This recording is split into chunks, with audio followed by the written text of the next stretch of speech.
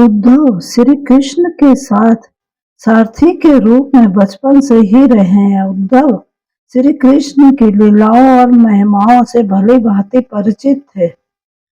इसके बावजूद भी उन्होंने श्री कृष्ण से कभी कोई वरदान नहीं मांगा, लेकिन श्री कृष्ण को लेकर कुछ उद्धव के मन में कुछ शंकाएं जरूर थी, जिसे शांत करने के लिए उन्होंने कृष्ण से कड़वे प्रश्न किए। कृष्ण ने उद्धव के सवालों का जवाब दिया। कृष्ण और उद्धव के इसी संवाद और प्रश्न उत्तर को उद्धव गीता कहा गया है। उद्धव का सवाल: हे कृष्ण, महाभारत के घटनाक्रम में कई बातों को मैं नहीं समझ पाया, क्योंकि आपके उद्देश्य अलग रहे और व्यक्तिगत जीवन कुछ अलग ही दिखता रहा। क्या आप मुझे इसका कारण बताकर मेरी जिज्ञासा को शांत करेंगे? श्री कृष्ण का उत्तर: उद्धव, मैंने कुरुक्षेत्र के युद्ध में मैदान में अर्जुन को जो कहा, कुछ भी कहा, वह भगवत गीता थी। और आज जो कुछ तुम मुझसे जानना चाहते हो और उसका मैं जो भी तुम्हें उत्तर दूंगा, वह उद्धव गीता के नाम से जानी जाएगी। तुम्हें जो भी पूछना है बेझिझक पूछो, मैंने तुम्हें यह अवसर दिया है। उद्धव का सवाल: हे कृष्ण, सबसे पहले मुझे यह बताइए कि सच्चा मित्र कौन होता है? श्री कृष्ण का जवाब: सच्चा मित्र वही है जो जरूरत पड़ने पर मित्र की बिना मांगे सहायता करे। उद्धव का सवाल: हे कृष्ण, आप तो पांडवों के आत्मीय प्रिय मित्र थे। आजाद बांधव के रूप में उन्होंने भी हमेशा आप पर भरोसा किया। आप महान ज्ञानी और भूत, वर्तमान व भविष्य के ज्ञाता भी हैं। लेकिन आपने सच्चे मित्र की जो परिभाषा मुझे दी है, क्या आपको नहीं लगता कि आपने उस परिभाषा के अनुसार कार्य नहीं किया? आपने युधिष्ठिर को तो जुआ खेलने से क्यों नहीं रोका? यदि आप उन्हें नहीं भी रोका, लेकिन आपने भाग्य को भी धर्मराज के पक्ष में भी नहीं मोड़ा। अगर आप चाहते तो धर्मराज युधिष्ठिर जीत सकते थे। आप कम से कम उन्हें धन, राज्य और खुद को हारने के बाद तो रोक ही सकते थे। स्वयं को हारने के बाद जब उन्होंने अपने भाइयों को दांव पर लगाना शुरू किया, तब तो आप सभा कक्ष में पहुंचकर उन्हें रोक सकते थे, लेकिन आपने ऐसा भी नहीं किया। उसके बाद जब दुर्योधनों ने पांडवों को सदैव अच्छी किस्मत वाला बताते हुए द्रौपदी को दांव पर लगाने को प्रेरित किया और जीतने पर हारा हुआ सब कुछ वापस कर देने का लालच दिया, तब तो आपको हस्तक्षेप करना चाहिए था। आप अपनी दिव्य शक्ति के द्वारा पासे धर्मराज के अनुकूल भी कर सकते थे, लेकिन आपने तब हस्तक्षेप किया जब द्रौपदी अपना शील सभा कक्ष में खो रही थी। तब आपने द्रौपदी को वस्त्र देकर उसके चरित्र को बचाने का दावा किया, लेकिन आप यह दावा भी कैसे कर सकती हैं जब उसे कोई घसीट सभा में लाता है और लोगों के सामने निर्वस्त्र करने के लिए छोड़ देता है।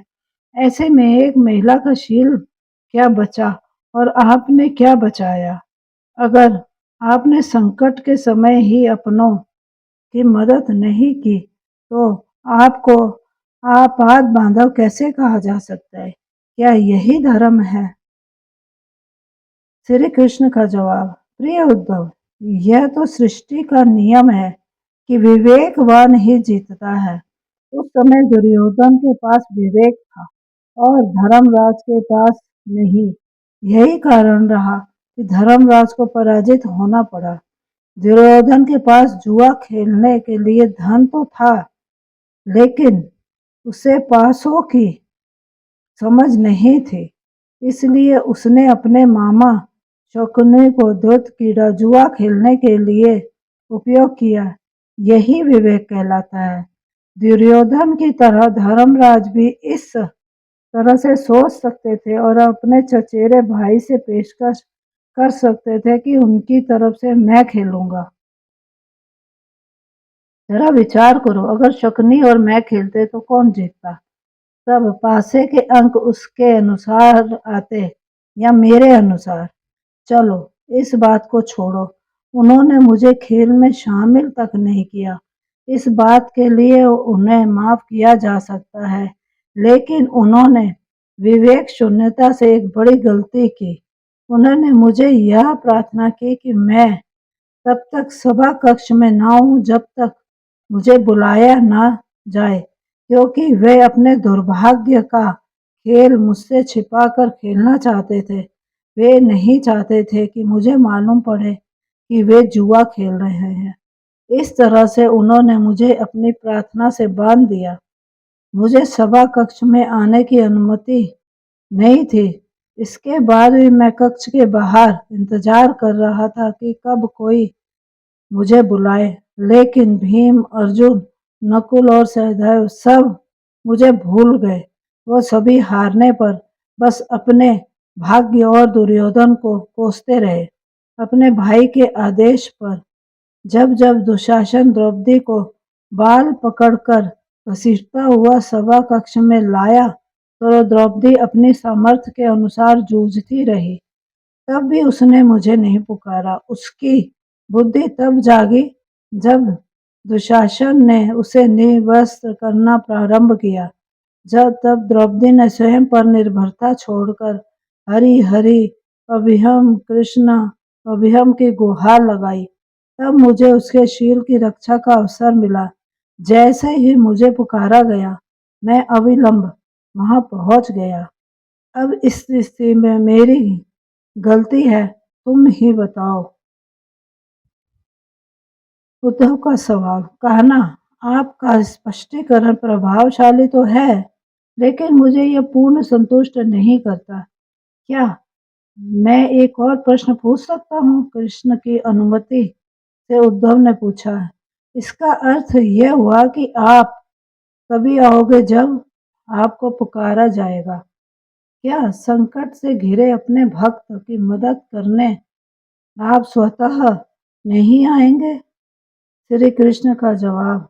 उद्धव, इस सृष्टि में हर व्यक्ति का जीवन उसके स्वयं के कर्म फल के आधार पर संचालित होता है। ना तो मैं इसे चलाता हूँ, ना ही इसमें हस्तक्षेप करता हूँ। मैं केवल एक साक्षी हूँ। मैं सदैव तुम्हारे समीप रहकर जो हो रहा है उसे देखता हूँ, और यही ईश्वर का धर्म है। उद्धव का सवाल।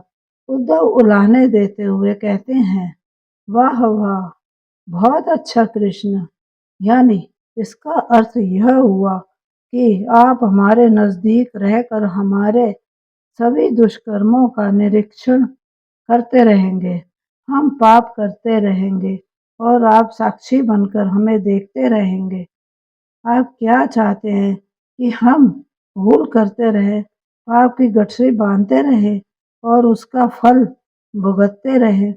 श्री कृष्ण का जवाब।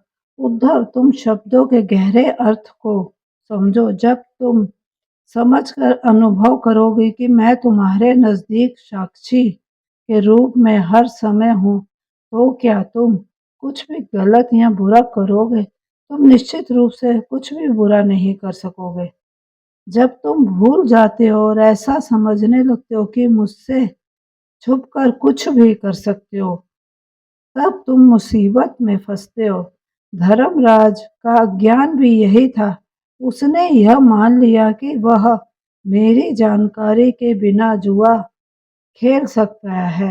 अगर उसने यह समझ लिया होता कि मैं प्रत्येक के साथ हर समय साक्षी रूप में उपस्थित हूँ, तो क्या खेल का रूप कुछ और नहीं होता? उद्धव बोले, प्रभु, कितना गहरा दर्शन है और कितना महान सत्य। प्रार्थना और उपासना से ईश्वर को अपनी मदद के लिए बुलाना महज हमारी पर भावना है, लेकिन जैसे ही हम यह विश्वास करना शुरू कर देते हैं कि ईश्वर के बिना पत्ता भी नहीं हिलता, तब हमें साक्षी के रूप में उनकी उपस्थिति स्वतः महसूस होने लगती है। लेकिन गलती तब होती है जब हम इसे भूलकर दुनियादारी में डूब जाते हैं।